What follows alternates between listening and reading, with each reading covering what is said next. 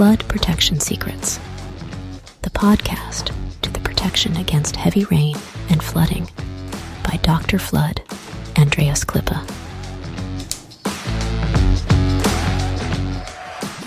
So the big challenge is, how can house owners like you and me get a flood-free home? How can business managers like you and me?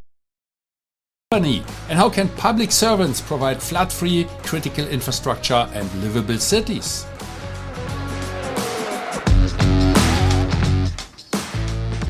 Flood Protection Secrets, the podcast by Dr. Flood, Andreas Klippe. This podcast is for foresighted and proactive people who do not want to shovel the muddy water out of their standing in the midst of the disaster.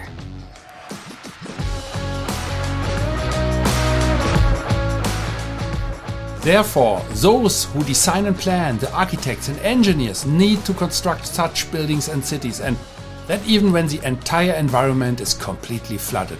That is a challenge, and this podcast will give the answers. Flood Protection Secrets, the podcast by Dr. Flood, Andreas Klippe.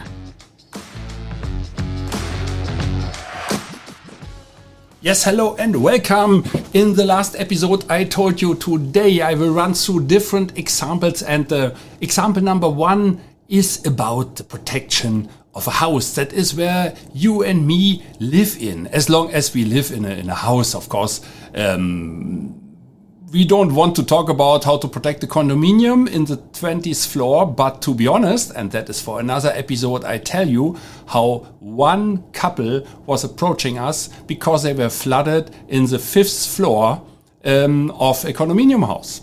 Okay, but today it is about the homeowners, and I want to take you back to the time when we were all going to school. Do you still remember that? The first day in school, or perhaps even before in the kindergarten. I was never in a kindergarten, but of course I went to elementary school. And imagine when you are a child, you dream.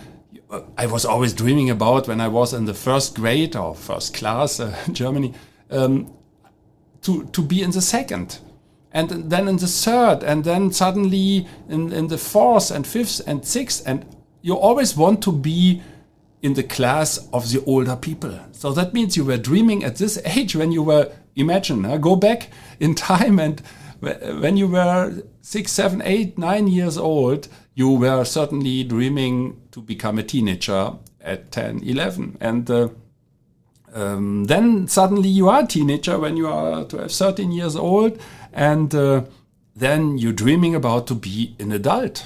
You want to drive a motorbike or a fancy car to impress perhaps the girls when you are a boy, a teenager.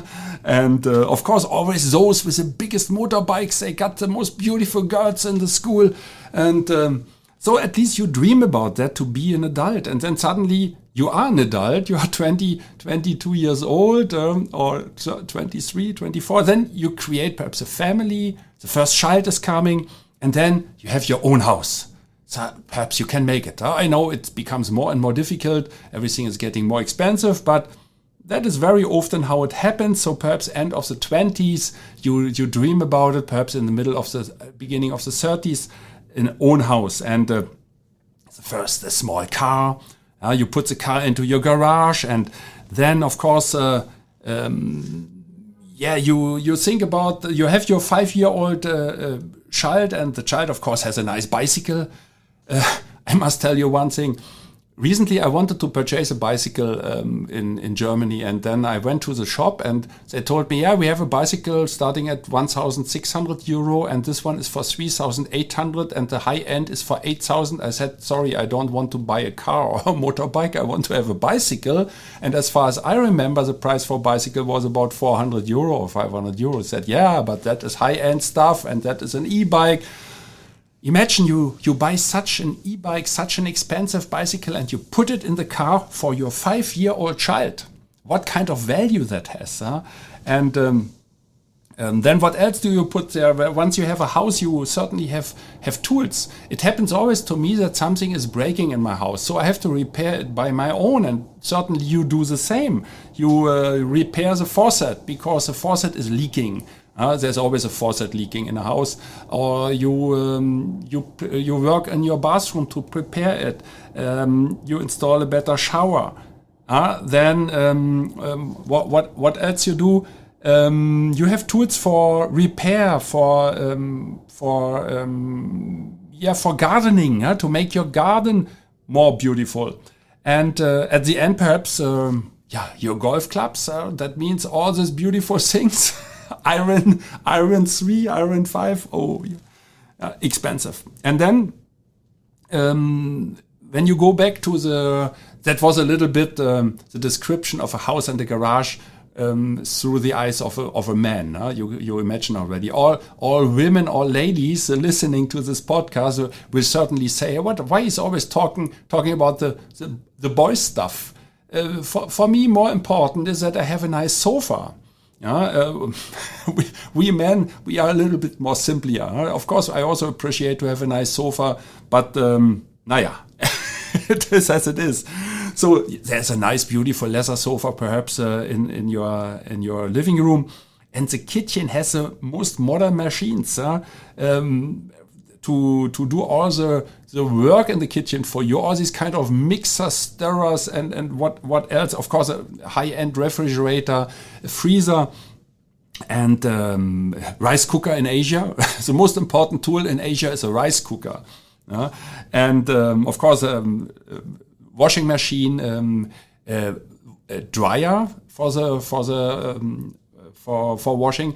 Very important when you have typhoon season in Southeast Asia, because when it is raining for 2 weeks or 3 weeks, there's no way that your clothes will dry. That is almost impossible, very difficult. So that is why it is very advisable to have a dryer. Then what else? Perhaps you have a karaoke machine, a high-end music installation system, a home trainer to keep your weight. And when you are older, when you are 30, 32, 35, people normally don't think about that. They have not to worry about it. But perhaps people want to reduce the weight, so there's a home trainer, also expensive.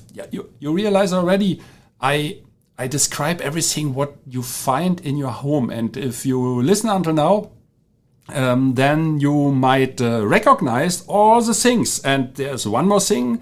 For the 5-year-old kid, for instance, there's a guitar and a piano standing around. And before I tell you what all these things have to do with this podcast, we make a very small break to take a coffee. So we will be back in a very short moment.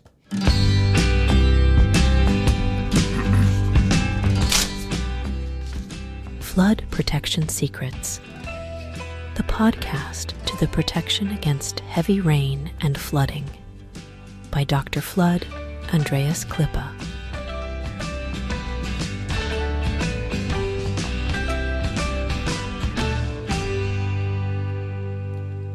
Yeah, that was time enough to have a small coffee. And now I want to tell you what is the story about. So remember, for this small house, and today I talk about house and homeowners. So for all the businesses and architectural things, that is for the next episodes, of course.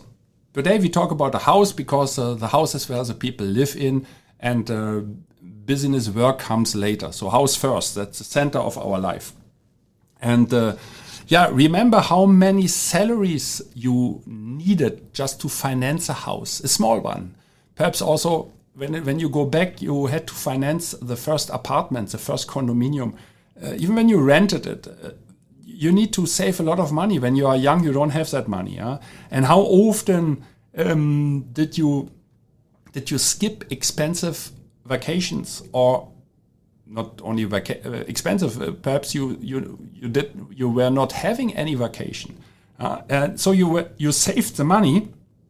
And in Asia, that is different to countries like Germany, for instance, or France. In Asia, you have to pay for the school if you want that your kids go to a good school. But you have to pay And international schools are very expensive, very, very expensive.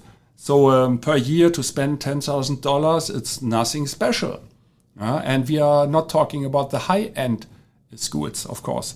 So you had to save this money as well. And then the second child is on the way. You think already, oh, I need twice the school fees. And then the university, what is even more expensive. And if you want to send your child at a foreign university, at least here in Asia, then it is really, really expensive. By the way, that is the same in the Western countries in Europe. If you want to send your child, what is already a young man or a young woman, to a high-end American university, you have to pay the fees and you have to earn the money. So how can you earn the money if you invest everything for your house? So that is a problem and that is a big question. So how do you solve it? Yes, you must earn it first, but then, in our case, what was really, really difficult for this particular family. And I tell you a story from a family here in the province of Bulacan. In the province of Bulacan, Bulacan is a little bit north of Manila, perhaps 40 kilometers north of Manila, on the way to Clark, where I am located, where the Clark International Airport is. And it's very often underwater. It's a swampy area like Pampanga, and the people have to be careful. But when the sun is shining, it's beautiful. And there was an older couple already, because they have done all these things in the past that I've described. So they improved their house. So the children left the house already. So at the end, they improved the sofa, the tools in the house, the car. Everything was improved, and they spent a lot of money. So all their money from all their life was spent for these things. And now imagine then what happens when the disaster is coming. And you wake up and the sun is shining, everything is looking good, and then suddenly the sky turns gray, then it's getting dark black, and then the first lightning can be observed, and thunder comes with it, or thunder and lightning, and then comes the rain. And you think, oh, hopefully it will not rain too long, because you think about your leather sofa. How can you bring it upstairs? And perhaps you cannot carry it upstairs. And what happens with the car and your beautiful flourishing garden? But then you relax. The rain stops. Great. No more rain. You are very, very lucky. And you have a peace of mind again. But then suddenly wind came up. That is always what you can observe everywhere in the world. And that is a calm before the storm. And sudden wind came up. It's increasing. And then with the wind comes the rain. And then it started to rain. And the rain before that was nothing. Now you have real rain. And it's raining again. And you can see through your window how the water in the street is rising, and how your street becomes a small creek. And then perhaps a small river. And then the water finds a way into your garden and is flooding your garden. At the beginning, it was only a little bit water, but suddenly with every minute, the water is increasing and you don't know what to do. You're still safe because there are 2 doorsteps until the entrance of your house. It's a little bit elevated, but you are worrying about your garage. And then suddenly the water is increasing. And that really happened to this couple in Bulacan, and very kind woman and man. And as I've said, the children have left the house already, and all their money was inside this house. And when you see this house, beautiful, absolutely great, with nice technology inside and nice stuff. And then suddenly the water entered the house, the living room, through the back door, through the side door. They have 3 doors. And it was everywhere. And at the beginning, they tried to mud it up. So mud it up, is that the right word? I think so. But they couldn't do that because the water came from all 3 doors, and there were only 2 people, and that was almost impossible. So they lost the race, and they could see that the garden was already flooded. Then the water came to the house, and they could only see and imagine what happened inside the garage. And they were thinking they will lose everything. The next day, there was the sunshine back, so a little bit sunshine. That was not a long-lasting typhoon. And then they inspected the house. They were totally desperate because they spent the whole night up in the second floor. And when they went downstairs, the water was still there. But everything was damaged. The door was broken. The sofa was swimming around before, and now it was laying somewhere. Mud was everywhere. And everything was dirty. That was not a house anymore. And the wife started to cry. She was crying before already when the rain was starting, because she knew what it means. And that was the same all over the first floor.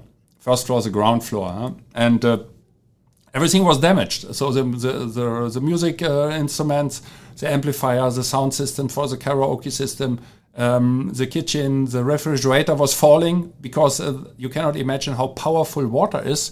It makes a little bit water makes cars swim already. And the same is true for refrigerator. Suddenly everything is falling and shaking. So even a laptop standing or computer standing on a table and is not flooded directly, but it will fall into the water because the table is swimming and then shaking, and then the computer will slide and fall into the water as well. So nothing is could be used anymore. They almost lost everything, including clothes and all the accessories. And then they went to the garden because the water was almost gone. You could step through the water. Everything was wet, and here and there was still water up to the ankles, and sometimes up to the knee at the lower location. And they could see that all the flowers that they have planted years ago are totally destroyed. Or the green garden, that is green food is, of course, very interesting for everybody. So all gone.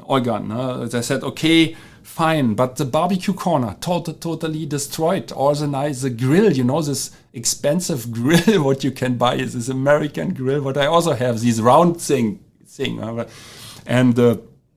and the sofa are outside, and the doors, and not the doors, the chairs, the garden chairs, all gone. And then finally they arrived at the garage. They opened the side door because they couldn't open the electric door at the entrance. Electricity was not working, and it was totally damaged from outside. There was floating debris damaging it, so it was not sliding anymore. Could not be lifted.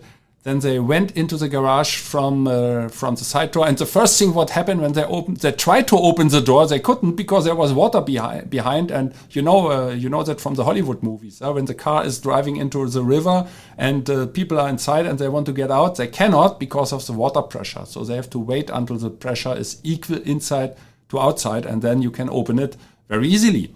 And if you are still alive in the car, but here, okay, finally they opened it. And then what happened? They saw the whole damage inside. So the cars were not standing anymore, and everything was really damaged. The bicycle, the drilling machine, all the other tools, the compressor, and everything was swimming and hitting the cars. So the cars were scratched and damaged, and they could only imagine what happened to the electric system.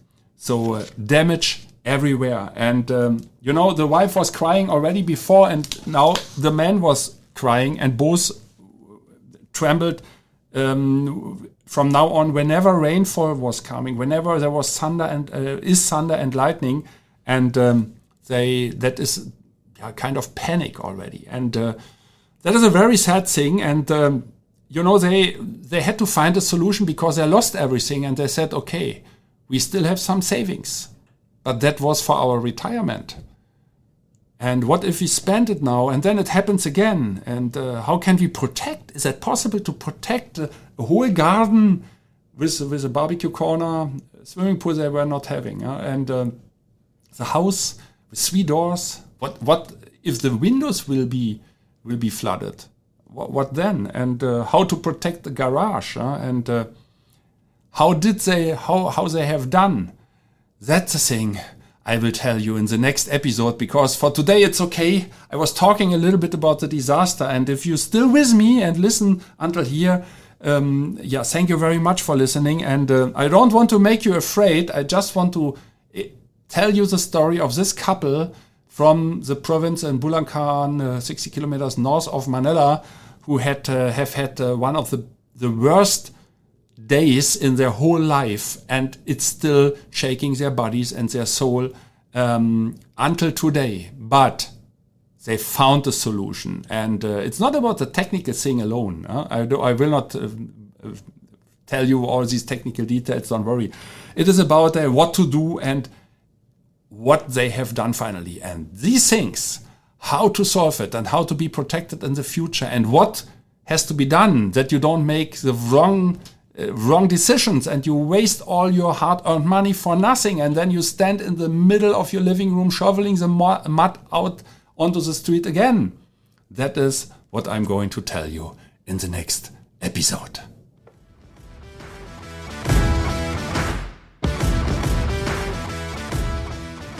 I wish and hope for you that you make the right decisions when it comes to your personal flood protection. And if you enjoyed this episode, please subscribe to this podcast channel if you haven't already. Now it only remains for me to wish you a good day. Do something with it. Maybe until the next podcast episode. I would be very happy. See you then. As always, stay safe and flood free. Your Andreas Klippe and the whole Flood Experts team.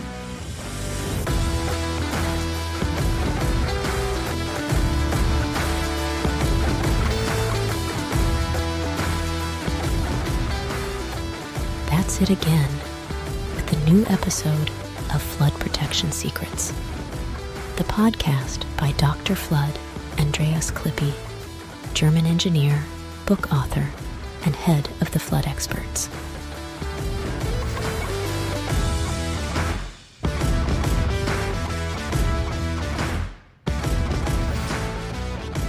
What can Dr. Flood Andreas Klippe protect for you?